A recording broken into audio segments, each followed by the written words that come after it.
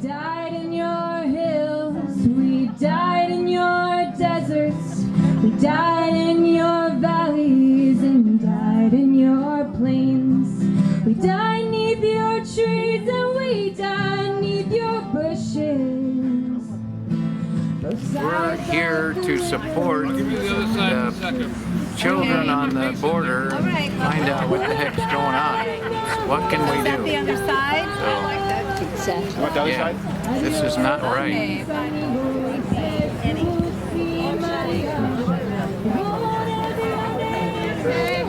Everybody to come together and show unity and solidarity that this country is not going to tolerate this kind of treatment of children or immigrants. We're not a fascist country, we're not a racist country, at least I don't feel like we advertise ourselves that way. So it's really important for us to get out in front and to declare in this unified solidarity way what we stand for and to take care of these children.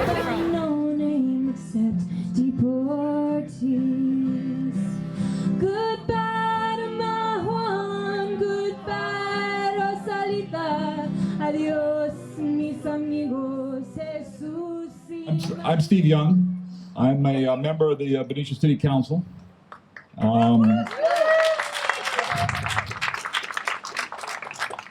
But even though I'm on the City Council and our mayor is here with us tonight, this is definitely not a city-sponsored event. In fact, we had to pay $241 to rent this space. The city doesn't cut us a break on any of this. The money was actually provided by Supervisor Monica Brown and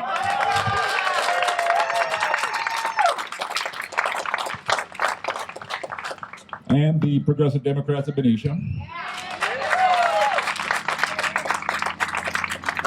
So if you want to help us offset some of this cost, there's a donation can over at the Progressive Democrats table. If you can drop a couple of dollars in there, we'd appreciate it. And there's been a lot of talk online about this event and how we should not make this political. But I'm sorry, this is political.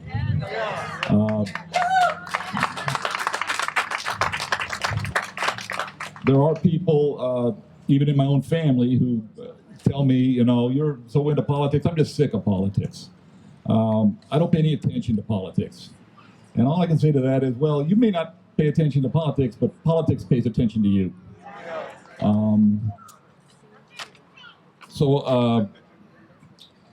I'm going to act as the MC tonight, and this event that is happening is part of one of over 700 vigils happening across the U.S.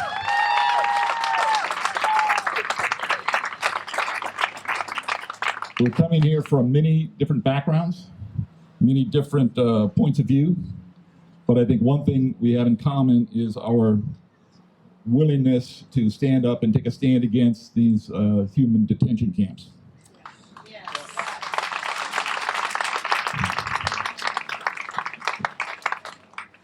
Roger Straw is passing out programs in the back there. If anybody needs one, put your hand up. So we're going to have a number of speakers here tonight who will give perhaps slightly different takes on what can be done and what the situation is happening on the border. We're going to start with words of welcome from our mayor, Elizabeth Patterson. First of all, I want to thank the organizers, the people that contacted me, Steve Young and Mary Susan Gass, Roger Straw, and then the people who have sponsored this, the Lights for Liberty, and that would be Sherry Vinson. I was talking to her. And of course, the Progressive Democrats of Benicia, and Ralph Dennis. Maybe he could wave his arms around. So thank you for the opportunity for me to share in this vigil of Lights for Liberty. Our town has done the right thing by adopting resolution inclusive, tolerant, and safe community for everyone. We did this in late January of 2017, right after the 2016 election, with a 3-2 vote to pass the resolution. This is important to know because we must show solidarity and unity in fighting fascism, racism, and illegal and unconstitutional actions by the current federal administration.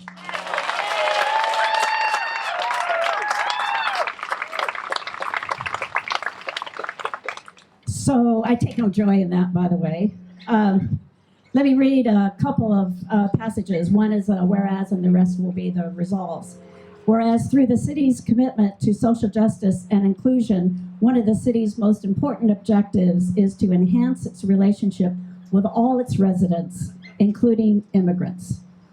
So now, therefore, it be resolved that the City Council of the City of Benicia does hereby resolve that we are firm in our commitment to ensure that all people residing in, working, visiting, and passing through the City of Benicia be safe. Be it further resolved that due to the city's limited resources, the complexity of federal civil immigration laws, the laws of the state of California, the need to promote trust and cooperation from the public, including immigrants, and to attain the city's objectives, the City Council seeks to clarify through this resolution the alignment with state law, including but not only the Trust Act, communication and enforcement relationships between the city and the federal government. And I will translate that for you to say that we don't rat on people who are undocumented.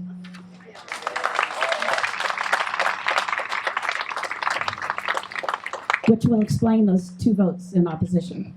Be it further resolved that we choose to be leaders in promoting human rights, social justice, equality, public safety, and social well-being. And be it further resolved that we believe in and are committed to continue our work to build a community that is welcoming, inclusive, just, law-abiding, and safe for individuals regardless of their race, religion, class, identification, ethnicity, sexual orientation, disability status, gender, or country of origin. And anything else you want to throw in there, I'd be happy to help.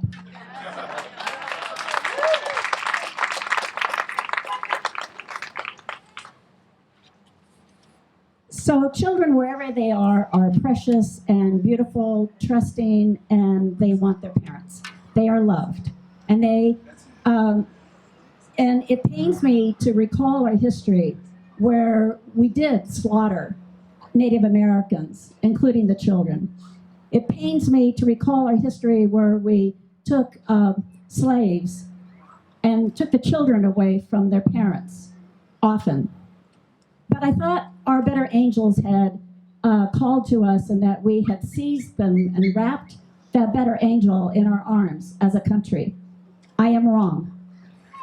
I want you to join me in righting this wrong. And I'm all fired up. And so let me end with Holly Near's lyrics of Fired Up. And so this is the chorus, but I'll just read it, and I know that some people know the tune too. Fired up ain't gonna take it no more. Tied up ain't gonna take it no more. You say cool down, we say step down. You're breaking my mother's heart. Fired up ain't gonna take it no more. Tied up ain't gonna take it no more. You say cool down, we say step down. You're breaking my mother's heart. Children need schools more than they need jails. That's where we are failing these children. First 7 years creates the children's foundation. It's mandatory for these children to thrive. How could we forget that the children come first? We left them alone and they died of thirst. Mothers and fathers confused and forlorn. When the children are missing, there's something wrong. Can't just focus on kids with wealth. Can't pick and choose who gets the health care. Take an honest look at the Great Divide. Looks dangerously similar to genocide. Fired up ain't gonna take it no more. Tied up ain't gonna take it no more. You say cool down, we say step down. You're breaking my mother's heart. Join me in fighting this. Thank you. Thank you, Mayor Patterson. I'd like to read one quote. It's from a famous American political figure.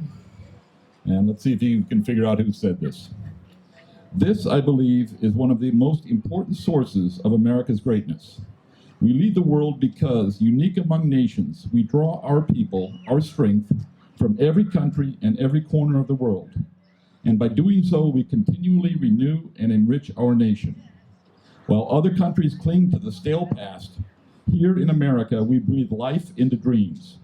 We create the future, and the world follows us into tomorrow.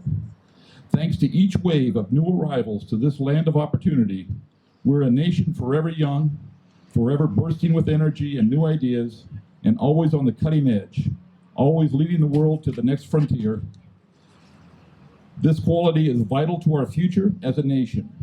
If we ever close the door to new Americans, our leadership in the world would soon be lost. Any ideas who said that? Ronald Reagan.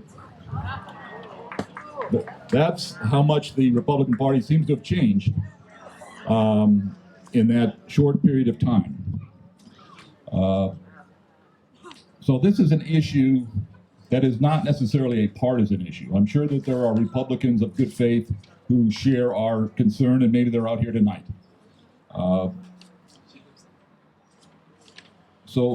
Next we're going to hear from 4 people who've been asked to read sound bites that are printed in the program. Good evening, Benicia and Vallejo, because I see a lot of Vallejo people out there too. All right. My name is Mel Arpilia from Congressman Mike Thompson's office. An asylum seeker is someone who has fled their home in search of safety and formally applied for legal protection in another country. Providing protection to people fleeing in search of refuge is one of humanity's most long-standing traditions, a shared value embedded in many religious and cultural traditions, and now part of international law.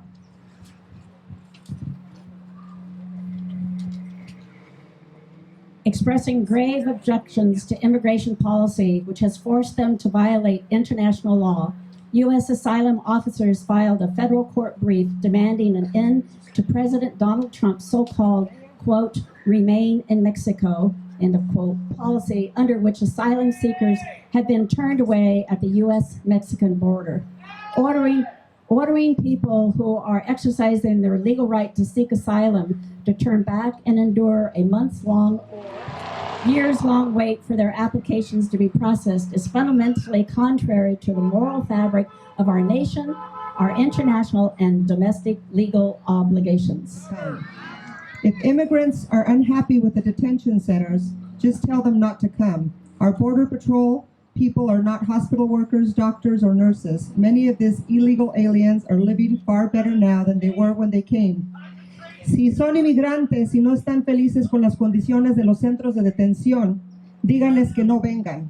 Nuestros agentes de la aduana no son trabajadores de hospital, doctores o enfermeras. Mucha de esta gente que viene aquí legalmente están mejor aquí que donde estaban. That's a Spanish translation. Undertaking a dangerous journey to seek safety in the United States. People arriving at the United States border have the right to request asylum without being criminalized, turned back, or separated from their children.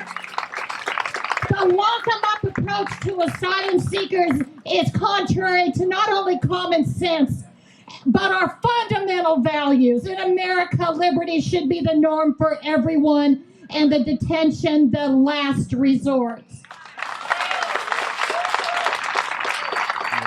I just want to let you know that the congressman has made this one of his highest priorities, and he will be going to Texas to visit these detention centers. But at this time, I want to have my intern, Alia Ruiz, who is actually a Benicia resident and graduate from Benicia High School, read a letter from the congressman.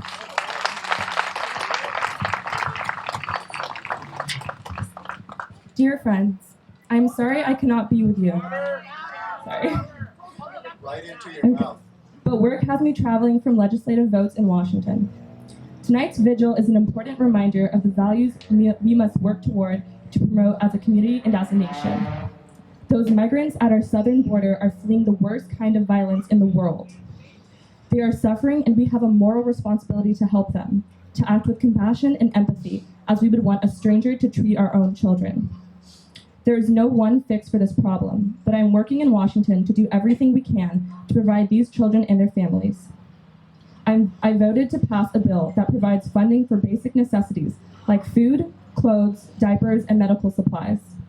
This legislation also included resources for legal services at the border to ensure these standards are upheld. This bill has no funding for a wall or for ICE detention beds. It was not a perfect bill, and we didn't include everything I wanted to alleviate this crisis, but it was an important compromise. We still have work to do. Know that I will continue working with my colleagues to ensure we are caring for these children and their families just as we would our own. Thank you for gathering in solidarity tonight and keep raising your voices in support of what's right. Sincerely, Congressman Mike Thompson. Thank you very much. I'm so happy to be here on behalf of Senator Dodd. He sends his deep regrets that he's unable to attend tonight's vigil, but he asked me to read a statement on his behalf. There is no greater generosity than sheltering a stranger. Since ancient times, this concept of hospitality has been central to our countless faiths and our practices. In America, our symbol of openness is the Statue of Liberty, shining a light in the dark for those in need, helping find their way. Many of our ancestors have passed under this statue by boat. Some have come later by plane, and of course others came against their consent. Angel Island, which is located here in the Bay Area, was the first American soil that many immigrants stepped on coming into California. We celebrate some of those periods of history, but we also know that they're not ideal. Discrimination was rampant, and it continues today. Many immigrant communities have never been fully free of that unfair stigma. But we have never seen immigrants seeking refuge coming to our country being so cruelly treated by our own government. And not simply immigrants, but refugees seeking asylum from some of the most dangerous places in the world. They come here seeking asylum for themselves, their families, only to become pawns in the president's political games. California is a sanctuary state, and I was proud to vote for that legislation. We can lead the way by demonstrating the value of immigrants.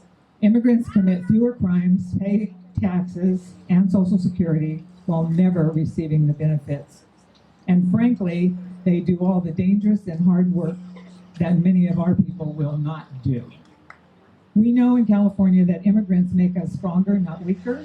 They strengthen our communities, not endanger them. They are our family, our friends, our neighbors, our co-workers. America is a nation that was founded by immigrants. It is who we all are. Thank you on behalf of Senator Dodd. My name is Alejandra Sanchez. I am a field representative for Assemblymember Tim Grayson.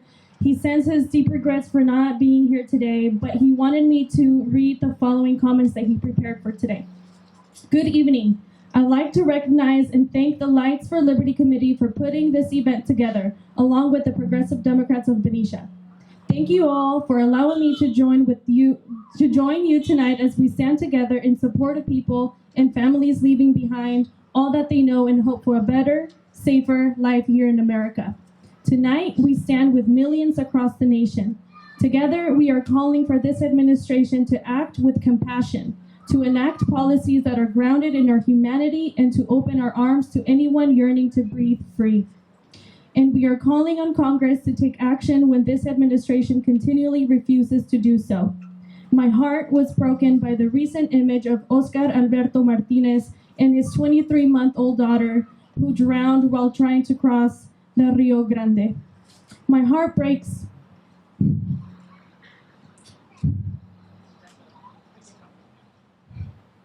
with every image of detained children who have been separated from their parents and deprived from any comfort, who are being forced to sleep in cages and on concrete. This must end. These cruelties are a dark chapter in our history. But we stand together tonight to say we refuse to accept this. This is not who we are as Americans. I am thankful that we have a congressman who is prepared to fight for our shared values. And I am proud to represent you and elevate your voices as loud as high as I can. Thank you for allowing me to join you here tonight and to stand up for our shared values, ideals, and humanity. Thank you. We just celebrated our 243rd birthday. On our 100th birthday, France gave us a birthday present. You might remember one of the phrases that comes from the sonnet that Emma Laureus wrote. Give me your tired, your poor, your huddled masses yearning to breathe free. Well, I'm here tonight as your supervisor to tell you that not only am I embarrassed by the occupant of 1600 Pennsylvania Avenue, but for the last 2.5 years that I've been your supervisor, and yes, I wrote this down, so give me a second. I have written 3 resolutions concerning our immigrant community. It took 6 months to get this one on the agenda, and it only made it on the agenda because of the help of many of you. The resolution never was voted on by the supervisors because no one seconded it. And it was a resolution that said that Solano County Board of Supervisors to maintain trust and safety for our immigrants in the county of Solano. But I kept prevailing. So now we go to the second one. The second resolution was to oppose the public charges rule. This meant that the U.S. Department of Housing and Urban Development published a notice proposing rulemaking which would prohibit families, nope, wrong one, I'm sorry, that's next. Okay, sorry. You know what, it all blends together when it comes to the Department of Homeland Security because you know what, ICE is coming and we have to talk about that. Released a notice proposing rulemaking redefining the meaning of a public charge, a term used by federal immigration authorities to determine whether an individual seeking immigration status is likely to become a primary dependent on the federal government and receive subsidies. And if you did, then chances are you're not going to be able to become an American citizen. Well, I'm telling you right now, I had a second and it passed. So the Board of Supervisors opposes the public charge. So here, hold on, my bad. So here is the third one, and I have to share with you that it went on consent and nobody came and opposed it. That means that it passed unanimously. And here it is. It is one dealing with immigrant eligibility for federal housing, of which I've already had somebody going to complain. Why? I'm complaining because people have a shelter? Bite me. This is one where the United States HUD, now you know who's in charge of HUD, right? Okay, and he threw his wife under the table because of that $32,000 table that he published a notice of proposed rulemaking which would prohibit families which have members both eligible and not eligible for public housing because of their immigration status from attaining public housing and housing vouchers, and also known as mixed immigration status families. Really? Okay, so the kids can have a place to live, but the parents can't? Oh, you know what? Here's the thing, in Solano County, it was only 5 families. So those of you who oppose what I'm dealing with, have your own rally. You're entitled to have your own rally. We just don't have to come to it. We're here because we care. We're here because what we're going to do is we're going to vote. And we're going to write postcards and we're going to elect compassionate, caring leaders in all 50 states. And we need to end this embarrassment.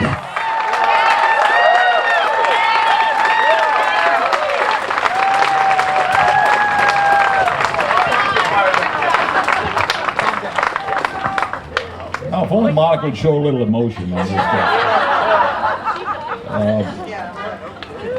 Our next speaker is going to be Mary Susan Gass with a poem. Now, I got it right this time.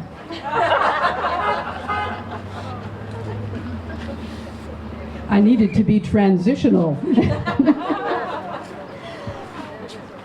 This poem is one that has accumulated since about the middle of June of 2018.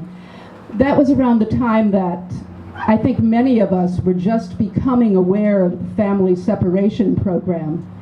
And some of the things that happened after that were a lot of people kind of downplaying the impact and saying, oh, it's not so bad.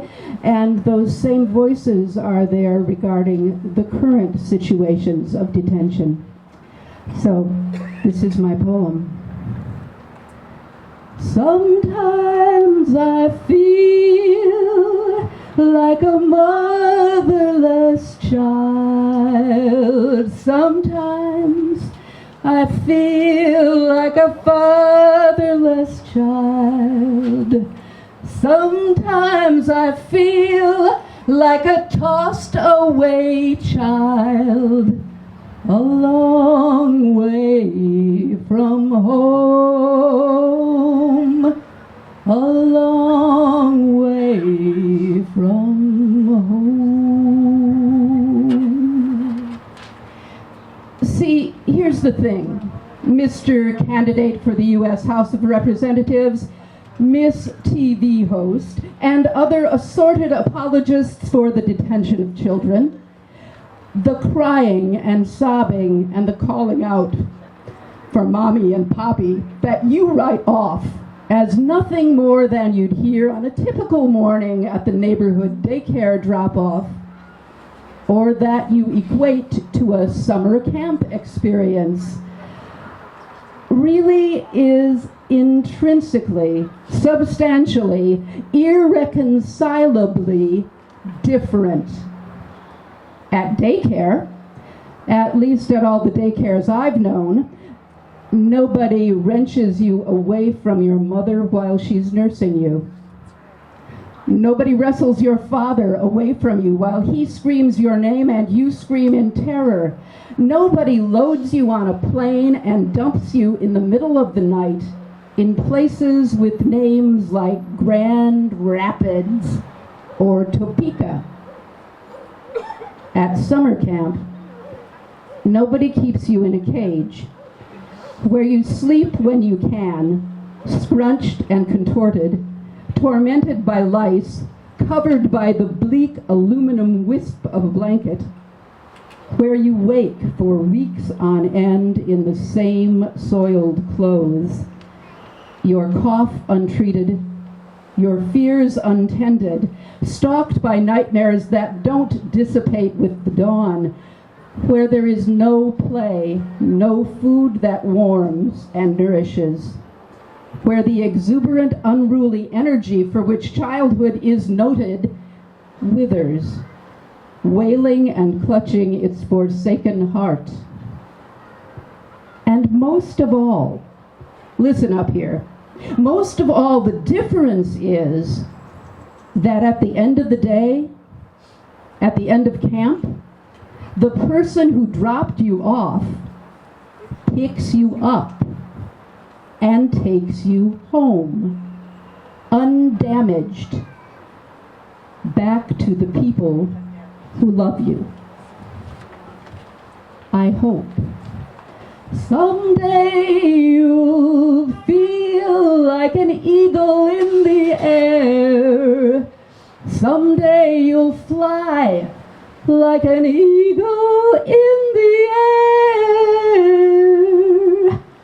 Someday you'll be like an eagle in the air. A long way from home, no more. You'll find your way home.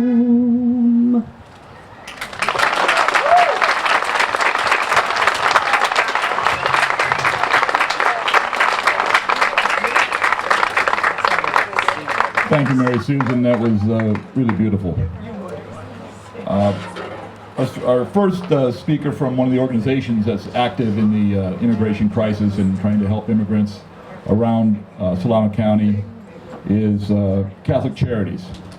Cecilia Flores is the program director for Catholic Charities in Yolo and Solano counties. She has worked in Honduras with children, youth, and women living in extreme poverty and brings that experience to her current work. Cecilia. As Steve mentioned, my name is Cecilia Flores. I'm with Catholic Charities. I'm a proud daughter of immigrants from the Philippines. I'm also the wife of an immigrant from Honduras, and therefore a mother of Honduran children. I want to read a poem that many Honduran children learn when they're in school. It speaks about the pride of being from Honduras. Bendiga Dios la pródiga tierra en que nací. Fecunden el sol y las lluvias sus campos laberintos, florezcan sus industrias y todas sus riquezas, esplendan magníficas bajo su cielo zafiro. Mi corazón y mi pensamiento en una sola voluntad exaltarán su nombre, en un constante esfuerzo por su cultura. Número en acción en la conquista de sus altos valores morales, factor permanente de la paz y del trabajo, me sumaré a sus energías, y en el hogar, en la sociedad o en los negocios públicos, en cualquier aspecto de mi destino, Siempre tendré presente mi obligación ineludible de contribuir a la gloria de Honduras. I spent 6 years right out of college living in the country of Honduras. I was right out of college, very idealistic. I wanted to volunteer my time to serve others. And I encountered things that I had never seen before. I visited the Philippines frequently growing up. My father was an activist, traveled often back with us, taught us the value of solidarity. But living alongside the people that I was being called to serve had a great impact on my life. It changed me, it changed everything about who I am today.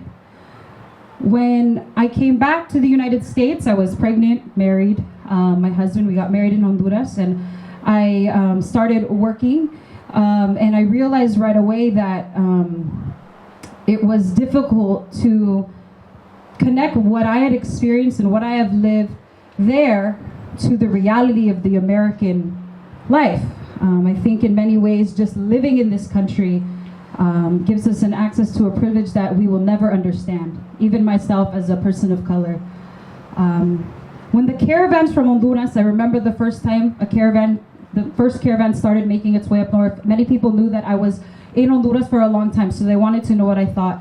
A friend of mine sent me a video, and I started to watch the video, and about halfway through, a woman came up on the video, and I realized she was one of my social work cases.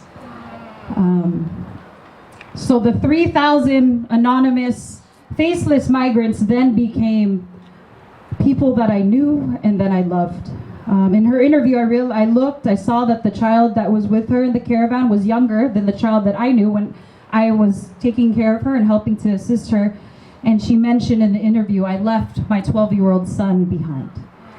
And he was the one that I knew. I was there when he was born. I helped her find him clothes. Now every time I see anything at the border, I'm looking for the faces of people that I knew, and it's painful. And I know that's not only my experience, that's the experience of many people here today, the many people who live in our communities, your next door neighbor, the people who work in the office buildings. These are the experiences of people that we are afraid to share because we don't know what the response will be. I've had people ask me, are you helping people to come here? Are you helping them? Are you encouraging them? And it's a question I never answer because I think it's uncalled for.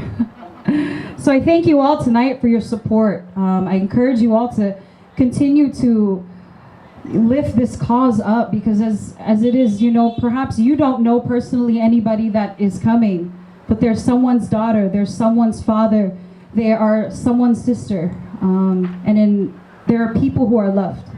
Therefore, we should love them as well. Dr. Bonnie Hamilton is a retired pediatrician and who's been an advocate for children her entire life. As an educator on the environment, she brings that perspective to her understanding of the plight of refugees. Dr. Hamilton.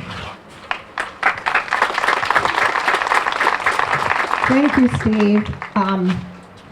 7-year-old Jacqueline Cal McKean from Guatemala was apprehended with her father after crossing from Mexico into the United States on December 6th, 2018. 2 days later, on December 8th, she died from a bacterial blood infection while in federal custody. About two weeks later, on Christmas Eve, just minutes after arriving to the hospital and minutes before midnight, another child, 8-year-old Felipe Gomez Alonso, also from Guatemala, died from influenza after being in federal custody. Their deaths caused heightened scrutiny of detention conditions and spurred officials to send medical teams and helicopters to screen arriving families. There have been other children who have died in federal custody since. In the hours, days, and weeks following the deaths of these 2 migrant children, the American Academy of Pediatrics, serving as the leading child health expert, called for improved conditions and adequate medical care that could have saved their lives. and they sought answers from federal government officials. Earlier this year, pediatrician Dr. Dolly Sevier went into a Border Patrol warehouse in McAllen, Texas, where more than 1,000 migrant children were being detained. She saw a baby who'd been fed from the same unwashed bottle for days. Children with clear evidence of infection, children with signs of malnutrition, dehydration, and sleep deprivation, and several children were clearly exhibiting evidence of psychological trauma. She had been examining as many as she could, one at a time. But she wasn't permitted to enter the area where they were being held, many of them in cages. So she was unable to look for the sickest children to examine. Instead, in a nearby room, she reviewed a 50-page printout of that day's detainees and highlighted the names of the children with a 2019 birth date, the babies, before moving on to the toddlers. The migrants inside detention camps spend their first nights in America stuck beneath lights that never turn off, shivering under sheets of mylar.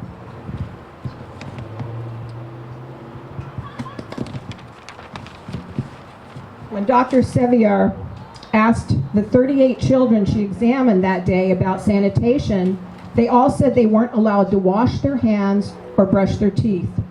This is tantamount to intentionally causing the spread of disease.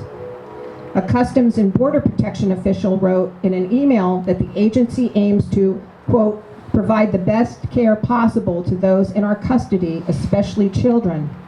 However, the agency's short-term holding facilities were not designed to hold vulnerable populations, the official added, and we urgently need additional humanitarian funding to manage the crisis. As agents brought in children to be examined, Dr. Sevier said the smell of sweat and soiled clothing filled the room.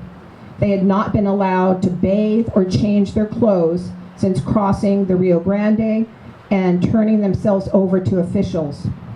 Dr. Sevier found that about 2/3 of the children she examined had respiratory infections. The guards wore surgical masks, but the detainees breathed the unfiltered air. Beyond the children's physical ailments, Dr. Sevier also noted, bear with me,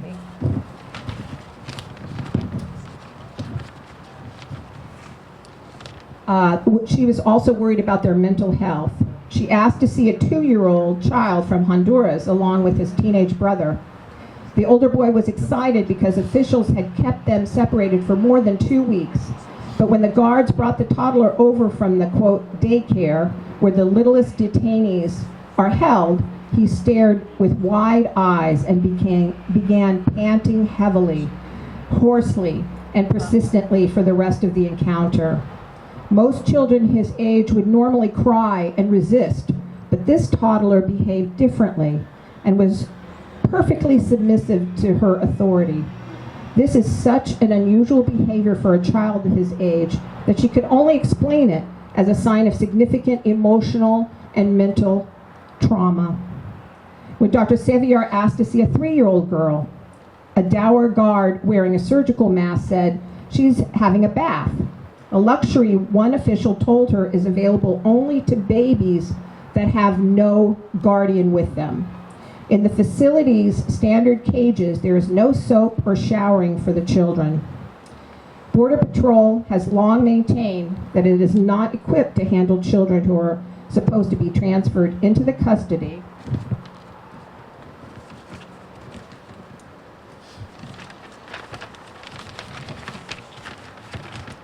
of the Office of Refugee Resettlement within 3 days, which is the longest a minor can be legally confined in such a facility. Some children have been there almost a month. The guard brought the 3-year-old, holding her by the armpits like a puppy. Thin and subdued, the girl was crying but didn't turn away. Dr. Sevier described the child as underweight and fearful with signs of severe emotional trauma that could only be due from her being removed from her caregivers. After the exam, the child lingered, and Dr. Sevier offered to hold her. The child climbed into the doctor's lap and almost immediately fell asleep.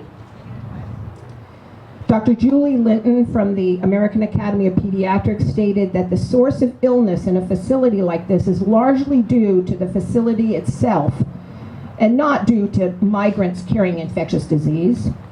It is the filth, sleep deprivation, cold, and toxic stress of these human warehouses that diminish the body's capacity to fight illness. And a report released by government inspectors that toured border patrol camps in South Texas described dangerous overcrowding and prolonged detention of children and adults in the Rio Grande Valley.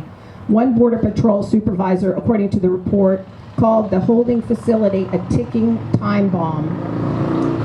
The Academy maintains that children should be not subjected to these processing centers and should instead use alternatives such as community-based case management.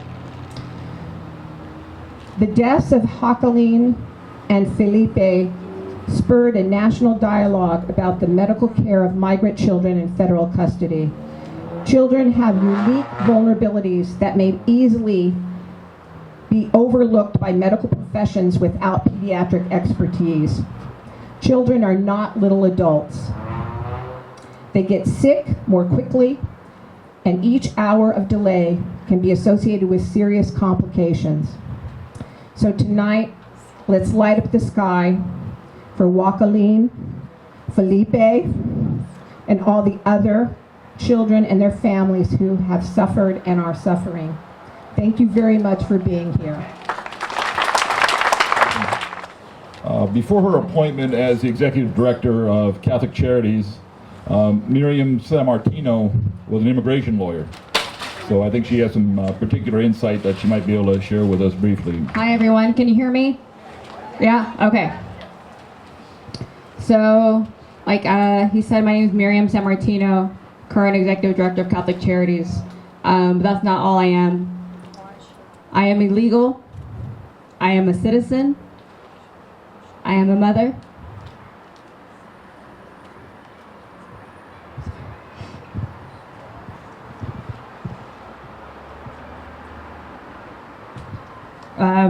Back at the tables, somebody kept yelling, illegal. I'm like, yeah, that's me. And I'm the illegal child that came and took advantage of every opportunity this country had to offer.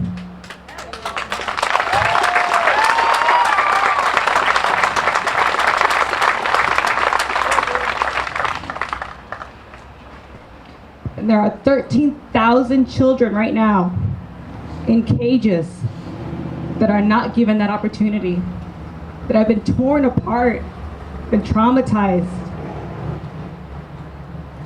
And we carry them with us every day.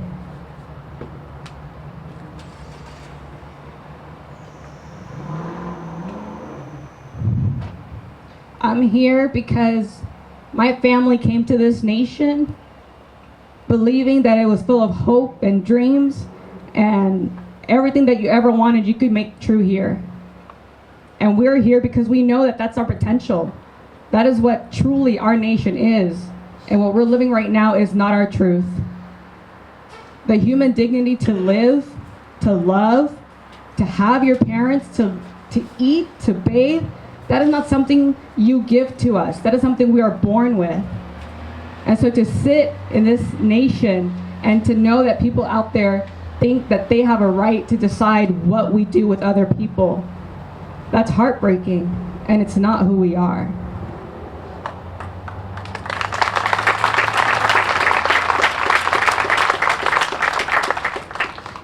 And we hope, I hope, that we become the nation that so many people have died just to come into. They just want an opportunity, and we have said no. So, thank you for this opportunity. Thank you for being here. And I remind you, say you're illegal, nobody knows. Say you're a citizen, nobody knows. So I proudly stand with everybody who cannot be here today because of their fear of ICE. And I will say I am illegal with you. Thank you. Mina Diaz is the founder of the Diaz Lorera Centro nonprofit in Vallejo that works with immigrant, primarily Hispanic immigrant communities. And she's also the recipient of the Solano County Hispanic Chamber's Latina Community Leader Award in 2015 and the Eric Reyes Foundation Leadership Award 2018. Mina. I want to say that, Viva Benicia and Vallejo and everybody that's here, because thank you. This is amazing.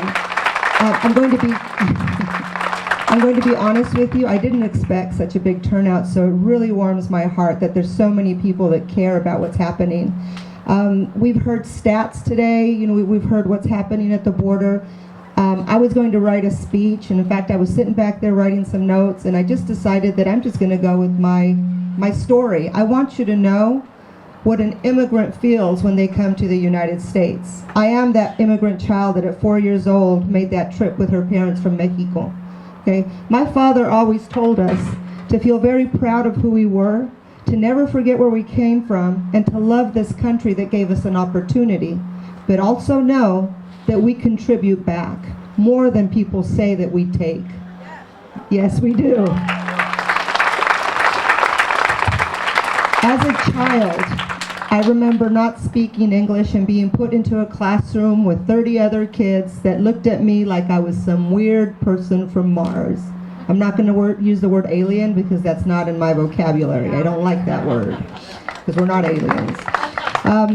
And not knowing how to get along with other kids and just being scared, and at 6 years old becoming the family interpreter and not knowing what was happening. But I'll tell you two words that every Mexican and Latino child knows when they're a kid. La migra, ICE. We all know it from the moment we start speaking, because you never know when they're going to come take your family member away. I am blessed that when we crossed the border, my father was able to do this legally, but not everybody is. I get questions like, well, why don't they get in line? Well, where is this line? This magical line, where does it begin and where does it end? What, you stand in line for 20 years and then you're the person that you're petitioning for dies and never got in? Or you stand in line and all of a sudden they change the law, so they put you in another line, another 30 years? There is no line. And when people say get back in line like my folks got in line, I'm sorry, and some people might not like this, but there were no lines back then. The immigration laws were not what they are right now, because many people would not be here if those laws were in place. Now, I, for one, am very tired of the government playing with the immigrants that come from Mexico and Central and South America. We're not their yo-yos. You bring them in the 1930s and 40s. Well, let me go back a little bit. When World War II, there was a recession. Well, now we don't want them here. Okay, because they're the cause of all of this. They were shipping people back. My grandmother was lucky to escape. She was born in Santa Barbara, but she looked what a typical Mexican people think looked like. Then you have the Bracero program. You want them back, okay, because you need them in the fields. So you bring them back in and you spray them with insecticides, like a lot of the people from my hometown got sprayed. Worse than animals, because they were bringing something into the country that apparently wasn't here. Then Operation Wetback in the 70s. We don't want you here again. Go back. Then in 86, we have the amnesty. Oh, now we're going to go ahead and let you work. And now we're here, where we're putting kids in cages, where we're doing harmful things to them and traumatizing them and thinking that it's just going to affect them. Well, I have news for everybody. It will affect them. It will affect them for the rest of their lives. It will affect their family members and those of us that care. But it's also going to affect the ones that don't care. These kids will grow up angry, hurtful, resentful. That's not a good, mentally ill, yes. A lot of things that a lot of kids from the Middle East grow up feeling. So I, for one, think that the United States is a wonderful country. I'm blessed to be here. I'm a U.S. citizen. I've been one for about 30-something years. You know, God bless America, but come on. You know, start helping other people. We come here to work. We come here for a better life.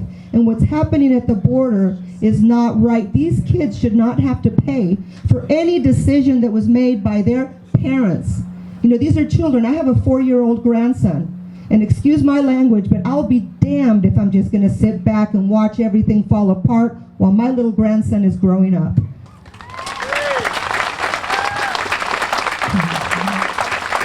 So as you know, I'm a talker. I can stand up here all day. I founded the Centro Latino because I saw a need. We have free immigration workshops, naturalization clinics, anti-gang and drug workshops, you name it. We just became a profit a year ago.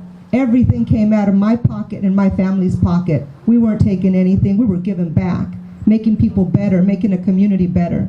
Then I started a program at both of the Vallejo high schools. It's called Ser Latino, Service Education Resources Latino. It's at Vallejo High School and Jesse Bethel High School. We work with the kids that don't speak English, that just got here, to bring them up to par so that they can graduate, go on to college or universities, or find adequate jobs and become productive citizens to the United States. Am I taken so far? I'm giving. And I was that immigrant kid with ponytails, scared, like these kids are scared right now. Give them an opportunity. We will never know what their potential is, what they can do. And not only that, but it's the humane thing to do. And I'll close with this. How can you help? What you're doing right now. Unite. Support us. Help people. Know their rights. Stand up when you see an injustice. When someone doesn't speak the language, stand up for them. More than likely they won't, because they're afraid. Some, I have a big mouth, I'm not afraid. But stand with them. Stand with us. United, we are stronger. Thank you. Marina Ordonez is the Director of Operations at VITAS. VITAS stands for Vital Immigration Defense, Advocacy, and Services. And they provide low-cost or free immigration legal services. They're out of Vallejo. Marina Ordonez. Good evening. My name is Marina Ordonez, and I am from El Salvador.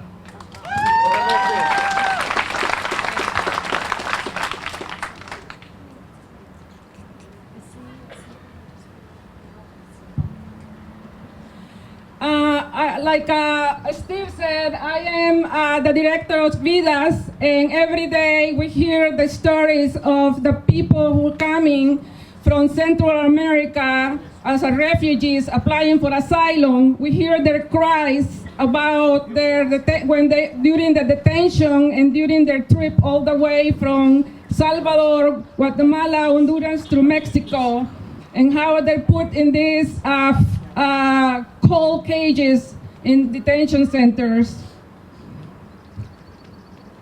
We have heard, since 2016, when a lot of kids were coming to the U.S. by themselves and trying to reunite with their families here, but many of them had been returned.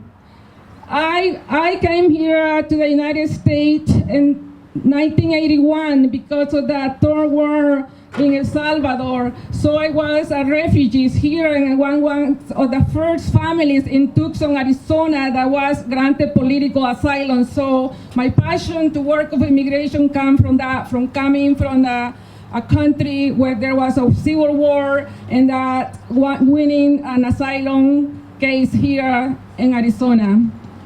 I came from El Salvador with my infant child.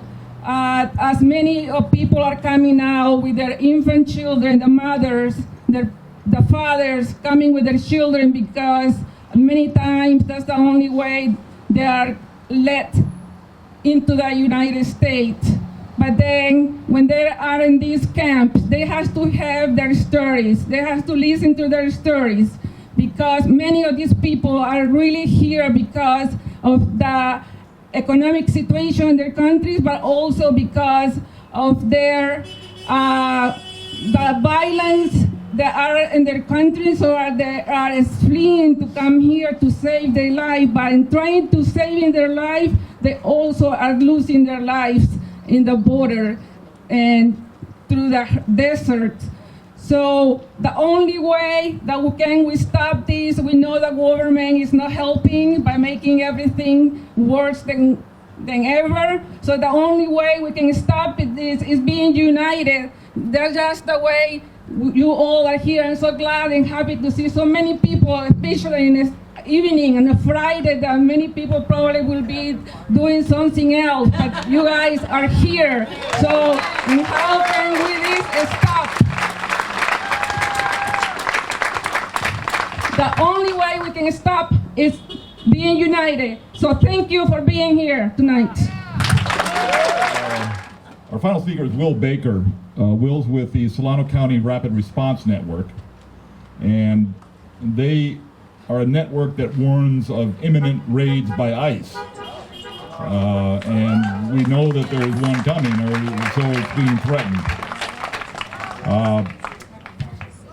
So they dispatch, I'm sure he can tell you more than I can, but they basically dispatch trained legal representatives to help immigrants who might be subject to a detention by ICE. So this is Will Baker. I want to start off tonight with a bit of grounding and land recognition. We should all realize that this is a lonely land. I grew up in the city. I'm actually a graduate of Benicia High School. And if you know how to look, if you know where to look, the presence of the people that were here before can be felt everywhere. You don't need to look any farther than the strait right there. That's the body of water that connects the valleys and mountains of California with the Pacific Ocean. And it's named the Carquinez Strait. And growing up here, I always thought it must be a Spanish name, Carquinez. And it's not. It's named after the Carquin people, who are the original people of this very land, right? So, moving along, I want us all to remember that we're all immigrants here, that no one has a divine right to this land, and that manifest destiny is a myth. We have to take the approach that, as I said, we're not owners of this land, but we are stewards. And stewardship means caring for the land and for the people. We see nothing to be gained by denying access to our country, denying people access to our country, for we also deny our country the fruits of their gifts and talents. We deny what is beautiful in our history and our very ethos, that we are a country rich in cultural diversity unlike any other on the face of this earth, that we are a rich tapestry composed of strands that originate from every corner of the world, that the first thing that many of our ancestors saw as they approached these shores was a colossus looming out of that New York harbor, holding aloft a golden torch to light their way and utter these sacred words, "Give me your tired, your poor, your huddled masses yearning to breathe free. The wretched refuse of your teeming shore, send these, the homeless tempest tossed to me. I lift my lamp beside the golden door." I ask you tonight, what has become of us? Where has this sentiment gone? What I want to focus on tonight is the human impacts of these concentration camps. And let's call them what they are.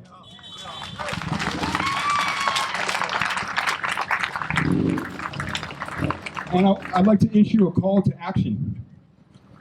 The first thing that springs to mind when I think of detained children is heartbreak. Our hearts break when we see these photos, when we hear their stories, and our hearts break because we love. Now, what is love? Love means many things to many people, but I think it's important that we define what love is. To neglect to do so is very dangerous in the Orwellian sense, because if love means everything to everybody, then it really means nothing to anyone. So I think we must define it. For me, love brings to mind the first epistle of John, where the author speaks of a perfect love. This concept has always interested me in a Sisyphean sense, and that we are taught to strive for perfection with a tacit understanding that it is unattainable. I ask you, Search out the definition of perfect and see that it is both an adjective and a verb. That is to say, an action. Perfect means refined, and to perfect something is to refine it. In this sense, a perfect love is one that is composed of action, of work, and it is attainable. Therefore, love, as I choose to define it, is a verb. What does love look like? Well, tonight I submit to you that to love someone is to care for them in the same manner that you would care for an undocumented and unaccompanied child seeking refuge in your land. If you love someone, you respect them, you protect them, you are compassionate towards them, you listen to them, you recognize and acknowledge them, and you strive to understand and be patient with them. For me, this is the beginning of an outline of what love is. But of course, the foundation is action. With this, I bring to you the words of a hero of mine, James Baldwin. And he says, you cannot be both heroic and safe at the same time. I asked earlier, what has happened to our society that once embraced our multifaceted tapestry? Where is the love in our community? We have become a nation that employs people to patrol arid stretches of earth along our borders, seeking out containers of water and emptying them so that people die of thirst in the desert, their tongues cracking open. Do not shy away from it. We are a people that sleep soundly at night, knowing that children are locked in cages and are fed uncooked, frozen food and denied medical care. This society is flirting with going over the precipice of moral bankruptcy, and the light of love is growing ever dimmer. Many of you came here tonight, perhaps out of love or perhaps out of a genuine concern about what the coming ice raids will do to our community. I thank you for your concern and your presence here. Because where there is concern, there is likely a feeling of shame, and this may lead to corrective action. But I also submit to you that your attendance here tonight is not enough, that without action, guilt is but an empty and bitter sentiment.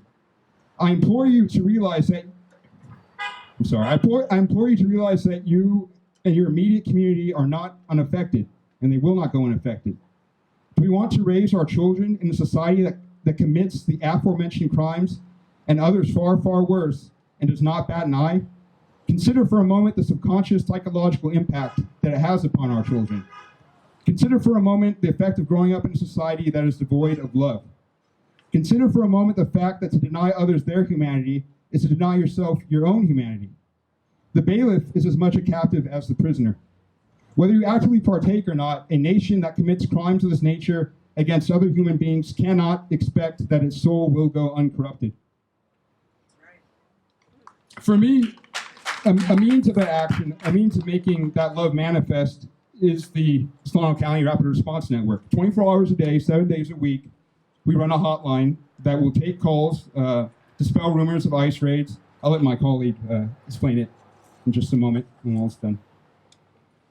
I want to close out tonight again quoting Baldwin, simply repeating what he said, that you cannot simultaneously be both heroic and safe. We, the Solano County Rapid Response Network, we're rapidly growing, but we are still nascent and we need voluntary support. We need all the support that we can muster. Realize that to advocate for the undocumented and detained migrants is to advocate for yourself and your own community. That those of us who strive to be perfect in love, we have a vested interest in the plight of the undocumented, and that this is a call to action. If you'd like to learn more about the network, you can look us up on Facebook, Solano County Rapid Response Network. And we also, the number to our hotline is 707-800-4544. I'm Nick Gates, and I'm coming from the Solano County Rapid Response Network. I'm just going to tell you a little bit about us. So we're a subsidiary of the North Bay Rapid Response Network, and our mandate is to respond to ICE activity and support our at-risk neighbors.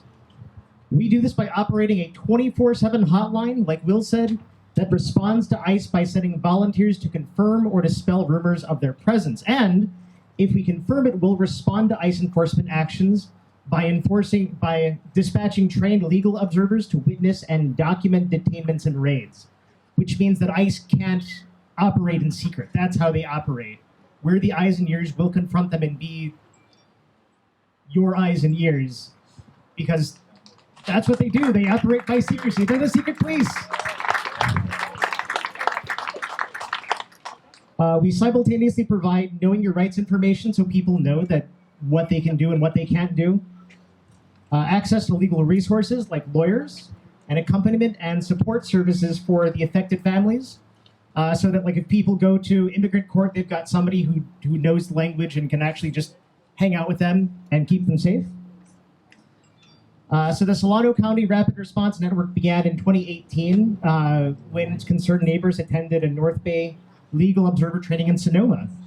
After sitting through the training, we were told that we couldn't join the network because coming from Solano would take us too long to respond to ICE raids. So we immediately returned back to Solano and attempted to find a similar program, but to no avail. We realized that every county in the Bay Area had their own rapid response network except Solano County. I know. So we decided to form our own.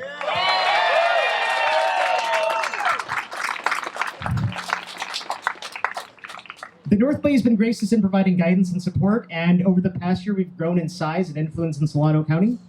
Our presence in the North County is still nascent, still growing, but we've achieved a commendable level of civil engagement in Vallejo and Benicia. And we're always looking for more people to help. So our aim is 1, protect and support members of our community by ensuring that their right to due process is upheld. 2, empower our community by ensuring that members are aware of their rights, like they don't have to open their doors for ICE warrants. And organize and augment communal cohesiveness. So if you're interested, you should be interested. Search us on Facebook for Solano County Rapid Response Network, or like Will said, our number, 707-800-4544. Thanks for coming out, everybody.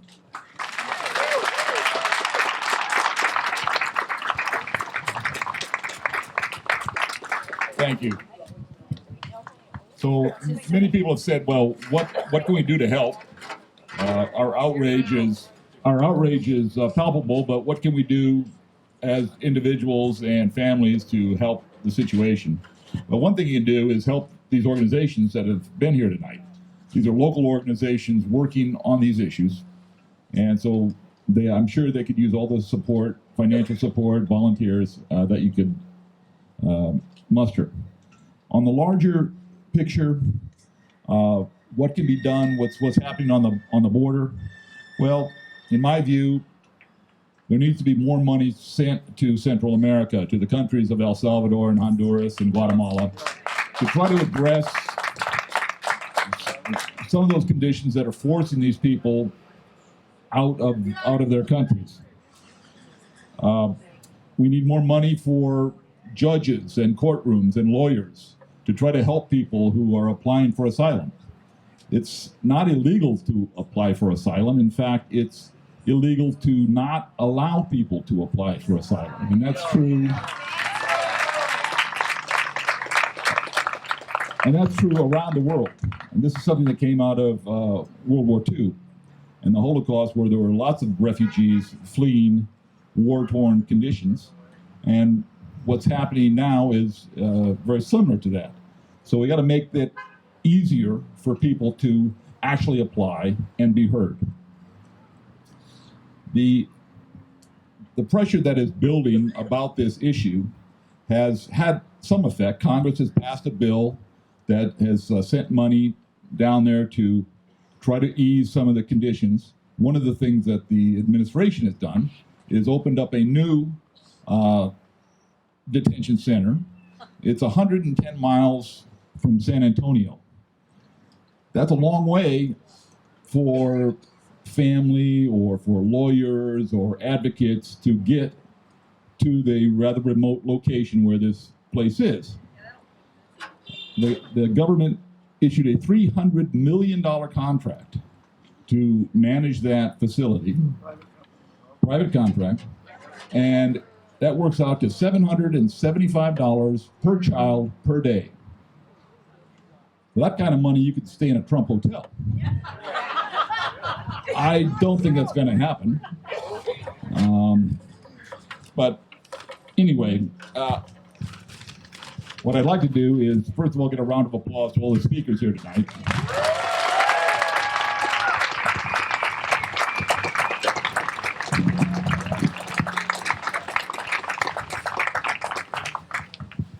There's a line in the preamble to the Constitution that says, we want to secure the blessings of liberty to ourselves and our posterity. So many of us came here as immigrants, or are the descendants of immigrants. Some of us are native born, but not many of us are actually native born, our ancestors are native born. For all of us, there is the hope that this country will live up to the widest intent of our Constitution and secure the blessings of liberty for everybody.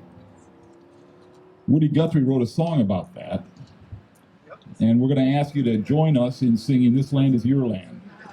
The words are in the program, and when we're done, we're going to light the candles that we have, and we're going to be led by Sierra and Lisa Reinertson in this.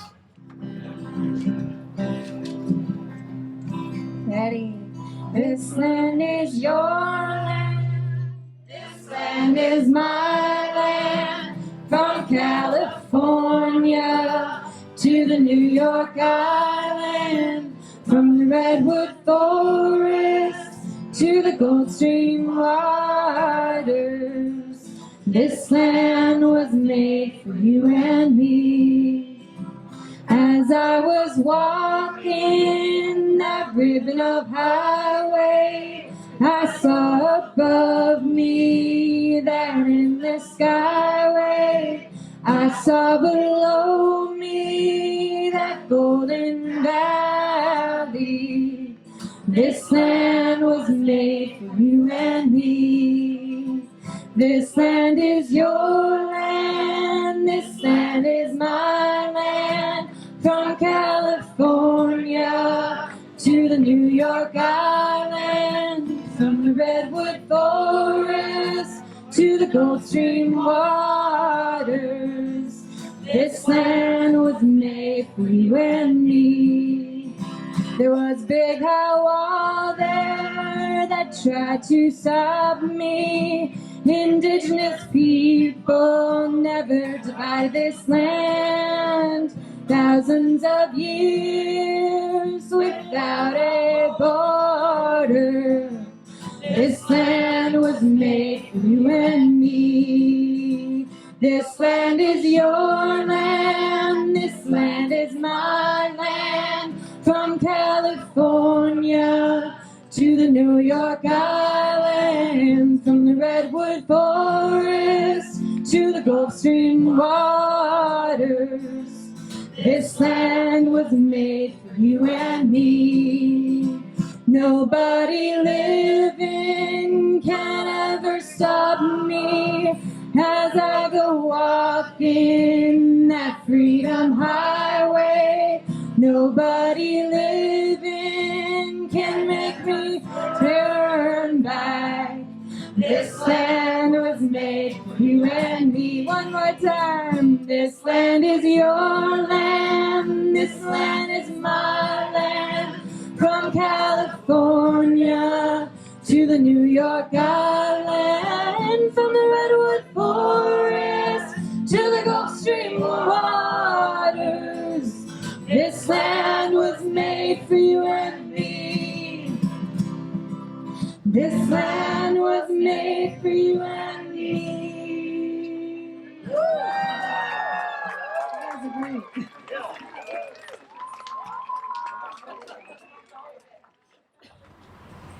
This has been a vigil, and a vigil is a time of watchful attentiveness. A vigil is a time to keep watch. And we here today are called to keep watch on the freedoms that have been promised to us. We are here to keep watch over one another and to keep watch with one another. I'm going to invite you to sing one more song together. And it's just This Little Light of Mine.